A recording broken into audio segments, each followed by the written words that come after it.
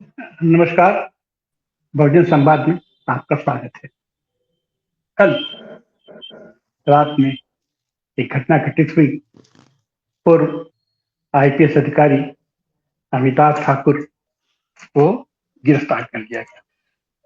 Train में जा रहे थे, उनको गिरफ्तार कर लिया। ऐसे गिरफ्तारी उनकी की गई जैसे कोई बहुत बड़ा लुटेरा हो, चोर हो, शातिर हो, उसकी गिरफ्तारी की। उसके पहले हम लोगों ने देखा कि 4-5 दिनों से लगातार देश भर के हवाई अड्डों पर इंडिगो में के यात्री परेशान होते रहे, बिलबिलाते रहे। लेकिन दो बंधु जो दोषी थे, अपराधी थे, 27 हत्याओं के अपराधी थे, मई में गोवा में एक आगजनी हुई थी एक घटना में, और उनको किस तरीके से आधे घंटे के अंदर उनका टिकट बनता है, उनको क्लियरेंस मिलती है और इंडिगो से उनको सीधे भेज दिया जाता है सिंगापुर। और यहाँ अमिताभ ठाकुर कोई ऐसे अपराधी नहीं थे, लेकिन उन्हें ट्रेन से जबरदस्ती गिरफ्तार कर दिया। उस समय उन्हें बताया भी नहीं गया कि आपको क्यों गिरफ्तार किया जा रहा है, क्यों हिरासत में लिया जा रहा है। उनकी पत्नी लगातार उनसे बात करती रही, फोन मिलाती रही, लेकिन नहीं हुआ। सुबह पता चला कि नहीं, आपके ऊपर एफआईआर दर्ज की गई थी 8 तारीख को, और उसमें 29 साल पहले की कोई घटना थी। कोई प्लाट उन्होंने खरीदा था और बेचा था, क्या था है, और उसकी जांच के लिए उनको देवरिया ले जाया गया, तब उनको पता चला। और उस गिरफ्तारी के समय जो सबसे संवेदनशील मामला रहा, एक अधिकारी, एक पूर्व आईपीएस, जो लगातार उसका यही रहा कि वो लगातार सत्ता से टकरा, तो वो उसने एक वक्तव्य दिया कि हमको हमारी जान का खतरा है, और मुख्यमंत्री योगी जी का नाम उन्होंने लिया कि ये मुझे मरवा सकते हैं। सवाल है कि ऐसी स्थिति क्यों पैदा होती है। पहली बात तो यह है कि अगर आपको सत्ता से टकराना है तो आप में वह नैतिक बल भी होना चाहिए कि आप सत्ता से टकराएं और सत्ता आपका कुछ न उखाड़ पाए, या अगर आपका कुछ बिगाड़ना चाहे तो उसको भी बार बार सोचना पड़े। सत्ता से तो जोया अभिमन्यु नहीं टकरा रहे थे, लेकिन अंततः उनको अपनी जान से हाथ देना पड़ा, ऐसी स्थिति हो। तो फिर ऐसी हालत में आज हम चर्चा करेंगे कि ऐसी कौन सी स्थितियां, परिस्थितियां थी कि अमिताभ ठाकुर को सत्ता से बार बार टकराना पड़ा, और फिलहाल एक पुराने मामले में उनको लेकर के 29 साल बाद उनके ऊपर कार्रवाई हुई है और उन्हें गिरफ्तार कर लिया। इसके पीछे हम देखेंगे कि लगातार अमिताभ ठाकुर संघर्ष करते रहे हैं, सत्ता से सवाल जवाब करते रहे, और फिलहाल जो खास करके कफ सिरप का मामला आया है, उसमें उन्होंने बड़े गंभीर आरोप लगाए थे। और वो गंभीर आरोप, जाहिर सी बात है कि सत्ता के सिर्फ तक पहुंच रहा था। ऐसा तो नहीं कि उसी की बिलबिलाहट, उसी की अकुलाहट है जिसके चलते अमिताभ ठाकुर जैसे लोगों की का जुबान बंद करने की साजिश हो, कि, कि उसकी कोशिश हो। इस पर हम चर्चा करने के लिए आज आपके सामने हैं। आइए हम अपने पैनल से आपका परिचय कराते हैं। हमारे साथ पूर्व आईपीएस अधिकारी विभूत नारायण राय साहब। राय साहब भी लगातार सत्ता से टकराते रहे हैं और अपने अनुभवों को साझा करते रहे जनता के बीच, लेकिन उसके साथ ही साथ वह नैतिक बल भी इनके पास रहा है। ऐसे तमाम लोगों की इंक्वायरियां भी इनके पास आती रही है, ऐसे तमाम सत्ता का इनके ऊपर दबाव भी पड़ता रहा है, लेकिन विभूत नारायण राय अपने मकसद में, अपने लक्ष्य में, अपनी जगह पर स्थिर रहे हैं, टिके रहे हैं, और आज तक तो किसी की हिम्मत नहीं पड़ी कि उनके ऊपर हाथ उठा सके, उनके ऊपर उंगली उठा सके। आपका स्वागत है ये राय साहब। हमारे साथ सपा के पूर्व एमएलसी, खीर लखीपुर से एमएलसी और समाजवादी पार्टी के वरिष्ठ नेता एडवोकेट शशांक यादव जी भी, आपका भी स्वागत है शशांक यादव। और हमारे साथ जुड़ी हैं बनारस से वरिष्ठ गांधीवादी और ये सामाजिक कार्यकर्ता जागृति राय। जागृति राय जी, आपका भी स्वागत है। तो हम पहले चलते हैं विभूत नारायण राय जी के पास। राय साहब, आपका तो लंबा अनुभव रहा है और आपके सबॉर्डिनेट भी रहे हैं अमिताभ ठाकुर। आप जिस तरीके से कल उनकी गिरफ्तारी की गई है और जो वेदना उनकी निकल करके सामने आई है, उस पर आपकी टिप्पणी। देखिए, आपने अपने अभी जो प्राक कथन था उसमें ही 2-3 सूत्र वाक्य कहे। एक तो ये कहा कि अगर आप ताकतवर लोगों से टकराते हैं तो आपके अंदर नैतिक बल होना चाहिए, और दूसरा जो अभी जहां आप कंक्लूड कर रहे थे वो भी महत्वपूर्ण था कि आप अगर आप सत्ता में हैं तो आपको अप्रिय सवालों के से जूझना पड़ेगा, उनके जवाब भी देने पड़ेंगे। कोई ना कोई तो खड़ा ही होगा जो आपकी कुरीतियों के खिलाफ, आपकी बदनीयती के खिलाफ, जातियों के खिलाफ बोलेगा। तो उसके लिए भी आपको तैयार रहना चाहिए। मैं अमिताभ ठाकुर के बारे में बात शुरू करने के पहले सिर्फ इतना बता दूं कि देखिए, अमिताभ ठाकुर मेरे साथ रहे। मैं आईजी जोन लखनऊ था और वो मेरे जोन में एक जिले के एसपी थे, गोंडा के एसपी थे। उनको करीब से देखने का मौका मिला। क्योंकि वो यहाँ उत्तर देने के लिए उपस्थित नहीं है तो मैं कुछ कहूंगा नहीं। मतलब मेरे मन में बहुत सारे उनको लेकर के प्रश्न थे। उनका अब कोई मतलब नहीं है, मुझे भी रिटायर हुए बहुत साल हो गए, वो भी रिटायर हो चुके। इस बीच में उन्होंने एक तरह से वो लाइमलाइट में रहे, इस अर्थ में कि वो लगातार बहादुरी के साथ सवाल उठाते रहे। उनकी पत्नी आरटीआई जोखिम लेकर के भी आरटीआई में सवाल पूछती थी और ताकतवर लोगों के खिलाफ, आईएएस अफसरों के खिलाफ, आईपीएस अफसरों के खिलाफ, राजनीतिक लोगों के खिलाफ वो सवाल पूछती थी और उन सवालों से सरकार परेशान होती थी। ये बड़ा स्पष्ट दिखाई देता था कि कई बार वो हाईकोर्ट में चली गई, कई बार सूचना आयुक्त के पास गई और वो सारी चीजें बेचैनी पैदा करती थी सत्ता के गलियारे में। क्योंकि उनके पास वो तंत्र का हिस्सा रहे हैं तो एक तो उनका अपने उनके पास स्रोत रहे होंगे जहां से उन्हें जानकारियां मिलती थी और उन जानकारियों को किस तरह विश्लेषित किया जा सके इसके लिए उनके पास 30-35 साल का अनुभव था। तो लिहाजा वो जब सवाल पूछते थे तो सत्ता के गलियारों में थोड़ी खलबली मचती थी और परेशानी होती थी। और मुझे लगता है कि ये जो 30-35 साल वाला मुकदमा उठाया भी इसीलिए गया। देखिए, ये भी इस पूरे सिस्टम पर एक बड़ा भारी तमाचा है, एक बहुत व्यंग है कि 30 साल या 32 साल, जितने साल कहा जा रहा है, इतने साल पहले कोई घटना हुई है और उसके लिए अब सरकार जगी है, अब उसकी जांच हुई है और अब उन्हें गिरफ्तार किया गया। तो ये अगर वो नहीं उठा रहे होते तो शायद ये नहीं होता। अगर वो जो सरकार इस समय उत्तर प्रदेश में है, अगर उसके लिए संकट का कारण नहीं बने होते या उसके लिए अनकंफर्टेबल, जिसे आप कह सकते हैं, कि अप्रिय किस्म के प्रश्न ना पूछते तो ये भी नहीं होता। ये तो इतनी पुरानी घटना थी कि अब जब ये खोद के निकाली गई है तो लोगों को याद आ रहा होगा, नहीं तो मुझे नहीं लगता किसी को पता भी था कि इस तरह कोई बात हुई।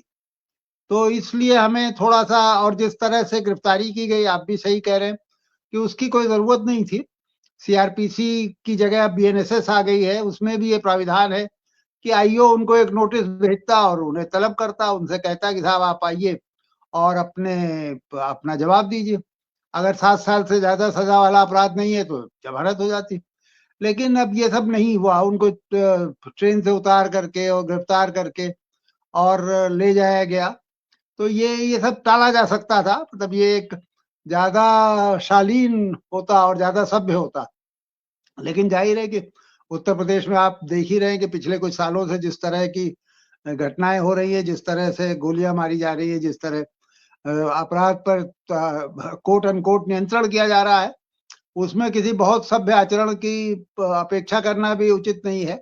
बहरहाल अब तो ये मामला सब जुडिस है, अदालत के सामने, देखा जाए क्या होता है। ये इतना पुराना मामला है कि उसमें क्या प्रमाण होंगे, क्या तथ्य होंगे, कौन जीवित होगा, कौन मर गया होगा गवाहों में, कोई कुछ नहीं कह सकता। लेकिन जो एक कानूनी प्रक्रिया, उसके हिसाब से तो अब उन्हें झेलना ही पड़ेगा। पहला मेरा रिएक्शन तो यही है। जी राज साहब, बहुत बहुत धन्यवाद। जाहिर सी बात है, सत्ता से टकराने का और सत्य के पक्ष में खड़ा होने का और अपनी जिज्ञासा और आरटीआई का जिस तरीके से उपयोग उनकी पत्नी ने किया और अब तक लोग करते रहे हैं, शायद यही कारण है कि कल आरटीआई ने भी सतर्कता है कि आयोग के नियुक्तियों में भी नेता प्रतिपक्ष की अनदेखी करते हुए एक तरफा तरीके से वहां भी उन्होंने नियुक्ति की। हमारे साथ जुड़ गए। अब ये सवाल तो जो है विभूति जी से है कि ट्रेनिंग में क्या जो है वो कमी है, क्योंकि तमाम किस्म के ओरिएंटेशन भी होते हैं, लेकिन एक ये जो है कि पुलिस का मतलब ही है कि अगर वो बदतमीजी नहीं करे तो वो पुलिस वाला हो ही नहीं सकता है। शराफत से तो कैसे बात की जा सकती है।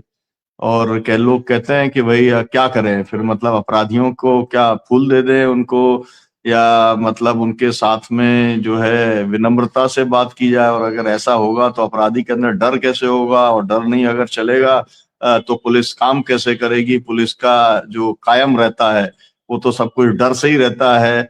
ये सब बातें हैं। तो खैर ये पुलिस ट्रेनिंग वाली एक बात है, इसके ऊपर तो हम भाई साहब से पूछेंगे ही जरूर। लेकिन मेरा कहना ये है कि ये सब लगातार आजादी के 76 वर्ष हो गए और पुलिस का यही तौर तरीका देख रहे हैं, सरकारों का यही बदले की कार्रवाई देख रहे हैं, यही फर्जी मुकदमे देख रहे हैं, इसी तरीके से लोगों को जो है सरकारों के द्वारा मुकदमे करवाना, फिर सजा करवाना, वो भी हम लोग देख रहे हैं। डराने का काम जैसा जो हो रहा है, पूरी मतलब पूरे इनका जो केस है वो तो केवल केस यही है कि भाई आईपीएस का ये इलाज कर सकते हैं तो तुम क्या चीज हो, तो डर पैदा करना है। तो डराते तो अमिताभ जो ये अमित शाह हैं वो पार्लियामेंट में राहुल गांधी को चमकाने और डराने की कोशिश करते हैं। तो इस सब को आप कैसे देखते हैं? इसमें सुधार की क्या संभावनाएं हैं, या ये मान लिया जाए कि ये मतलब जो है सुधरने की कोई गुंजाइश ही नहीं है इसके अंदर? या आप जी, आपने एक स्वतंत्र बहस वाला विषय छेड़ दिया है। मुझे लगता है कि उस पर आप लोगों को एक अलग से कार्यक्रम करना चाहिए।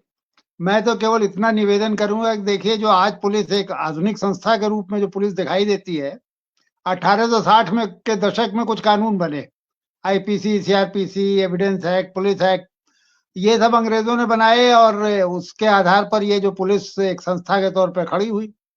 इस पुलिस का एक खास तरह का आचरण था, एक खास तरह का चरित्र अंग्रेजों ने दिया।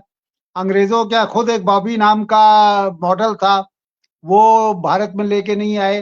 भारत वर्ण व्यवस्था से ग्रसित देश था ना, जहाँ ऊंच नीच तो हमारे आचरण में अंदर जिसे कहते हैं कि गुथी हुई थी।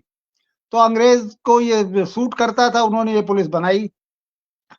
अब सवाल ये उठना चाहिए कि 1947 में जब देश आजाद हुआ, अच्छा, वो ज्यादातर लोग जो शुरुआती हमारे नेता थे वो सब पुलिस के हाथों प्रताड़ित हुए नेता थे, सब जेलों में रहे थे। गोविंद वल्लभ पंत के बारे में तो कहा जाता है, जो पहले मुख्यमंत्री थे, कि पुलिस की लाठियों की वजह से उनकी गर्दन हमेशा हिलती रहती थी। पता नहीं कहाँ तक ये सच है। तो 1947 के बाद पुलिस का चरित्र क्यों नहीं बदला, इस पे हमें सोचना चाहिए। जो हमारे नए हाकिम आए थे उन्होंने क्यों नहीं पुलिस का चरित्र बदलने की कोशिश की। जो सबसे बड़ा बदलाव उत्तर प्रदेश में हुआ, जिसे एक लतीफे के तौर पे हम लोग लेते हैं, वो ये था कि 1948 या 49 में लाल बहादुर शास्त्री पुलिस मंत्री थे। लड़कों ने किसी फुटबॉल के मैच में कुछ झगड़ा हुआ, वहां पुलिस ने लाठीचार्ज कर दिया और उत्तेजित हो गए लड़के पुलिस मंत्री के घर पहुंच गए कि साहब ये देखिए, अब आजाद हिंदुस्तान में यही हो रहा है, पुलिस हमारे पर लाठी चला रही है। और काफी उत्तेजना थी उसमें। अंत में ये बात तय हुई कि साहब, लड़कों ने कहा कि कल से कोई लाल पगड़ी नहीं दिखाई देनी चाहिए स्टेडियम में। तो पुलिस मंत्री ने कहा ठीक है, कल से लाल पगड़ी नहीं दिखाई देगी। तो दूसरे दिन खाकी पगड़ी दिखाई देने लगी, खाकी पगड़ी में पुलिस खड़ी थी। तो ये कहने की ये एक सिंबॉलिक वो है कि हमारे राजनेता कितना पुलिस के परिवर्तन में कितनी उनकी आस्था थी, किस तरह की पुलिस हम चाहते थे। मेरी एक किताब भी है, किसे चाहिए सभ्य पुलिस, और उसमें मैंने डिटेल में इसे डिस्कस किया है कि क्यों हमारे राजनेता उसी तरह की पुलिस चाहते थे जो अंग्रेज बहादुर चाहता था। मैंने देखिए 35-37 साल में भी आईपीएस में रहा और करीब 1 दर्जन मुख्यमंत्रियों के साथ मुझे काम करने का मौका मिला। मैं आपसे ये बता सकता हूँ कि किसी मुख्यमंत्री को सबसे प्रिय दरोगा कौन होता है? वो दरोगा जो उसके विरोधियों की टांग तोड़ दे, उसके समर्थकों के खिलाफ कोई मुकदमा ना कायम करने दे। पहले जब वो ठप्पा मारा जाता था, चुनाव जब दूसरी तरह से होता था, तो जो बूथ कैप्चरिंग में उसकी मदद करे, उसके विरोधियों को बूथ कैप्चरिंग से रोके, यही पुलिस अफसर उनको सबसे ज्यादा पसंद थे। और उसमें किसी एक पार्टी की बात नहीं कर रहा हूँ, कांग्रेस से तो थोड़ा इसलिए निराशा हो रही कि उनका जो नेतृत्व शुरू में आया था वो सब आजादी की लड़ाई से निकल के आया था, जेलों में रह के आया था, पुलिस के हाथों भुगत के आया था। लेकिन डॉक्टर लोहिया के जो चेले आए उनके साथ क्या हुआ? उन्होंने भी उसी तरह की पुलिस रखी। जो अब इन लोगों से, खैर आरएसएस से जो पार्टियां निकली है, जो पार्टी निकली है, उससे तो आप बहुत लोकतांत्रिक चेतना की अपेक्षा भी नहीं कर सकते। तो उनको तो आपको मजबूरी है कि आपको उनको इस तरह का अगर वो आचरण करते हैं तो आपको बर्दाश्त करना पड़ेगा। लेकिन मेरा जो सबसे मुख्य मेरी चिंता है कि हमारी जनता भी क्या ऐसी पुलिस चाहती है? मैं बार बार सवाल पूछता हूं कि पुलिस एक ऐसी संस्था है जिससे रोजमर्रा आपका सामना पड़ता है। किसी दूसरी संस्था से मुझे नहीं लगता कि आम नागरिक का इससे ज्यादा, आप घर से निकलते ही पुलिस वाले के उस निगाह में आ जाते हैं। तो आखिर जनता क्यों नहीं कभी खड़ी होती? किसी चुनाव में आज तक मैंने नहीं देखा कि ये कोई मुद्दा बना हो कि हमको एक सभ्य पुलिस चाहिए। हमको अभी भी हाथ पैर तोड़ने वाली, एनकाउंटर करने वाली, फर्जी मुकदमों में फंसाने वाली यही पुलिस पसंद आती है। ये पुलिस हाकिम वक्त की भी चापलूस होती है, हाकिम वक्त को खुश रखती है और हाकिम वक्त इससे खुश रहता है। तो अभी मैंने ये विजुअल्स देखे नहीं जो कहे जा रहे हैं, तो अमिताभ ठाकुर को अगर खदेड़ के ढकेल के ले जाया गया है तो ये तो बड़ा स्वाभाविक है, क्योंकि वो विजुअल पहुंचेंगे जो इस समय हमारे हाकिम है उनके सामने और वो खुश होंगे। तो इस पर ये तो एक बड़े गंभीर चिंता का विषय है और गंभीर विमर्श की मांग करता है। पुलिस ट्रेनिंग में कोई दिक्कत नहीं है। पुलिस ट्रेनिंग में तो ऐसी चीजें सिखाई जाती हैं जिसको देख करके अंग्रेज और ऑस्ट्रेलियन और अमेरिकन पुलिस वाले भी शर्मा जाएंगे, इतना सभ्य बनाने की कोशिश की जाती है। लेकिन वो सभ्यता सारी हवाई होती है। वहाँ जो अलग अलग स्तर के ट्रेनिंग होते हैं, जैसे मैं आईपीएस में था तो जो प्रोबेशनर्स थे वो भी जब लंच ब्रेक होता था, डिनर ब्रेक होता था, तो हंसते थे कि क्या सिखा रहे हैं ये, हमें जब मैदान में जाएंगे तो हमें ठीक इसके उल्टा हमसे अपेक्षा की जाएगी। तो बहरहाल कुल मिलाकर के ये एक गंभीर विमर्श की मांग करता है और इस पर कभी अलग से बहस रखिए, क्योंकि ये ऐसा विषय है जिसे ज्यादा गंभीरता से हमें लेना चाहिए। जी जी जी जी, तमाम सरकारों ने तमाम पुलिस कमीशंस बनाए और उनकी रिपोर्ट ठंडे बस्ते के अंदर पड़ी रह गई। और ये वाली बात सही है कि कोई अच्छी पुलिस सभ्य पुलिस नहीं चाहता है, ये बात सही है। और मुझे शरद यादव जी की याद आ रही है। शरद यादव जी मुझसे कहते थे कि तुम हर समय पुलिस वालों से लड़ते हो। आजकल की जो नेतागिरी है वो पुलिस का दरोगा तय करता है। जिस नेता के कहने के ऊपर जमानत या दे दे या वहीं से थाने से छोड़ दे, वो इलाके का नेता होता है और तुम पुलिस वाले से बड़े रहते हो।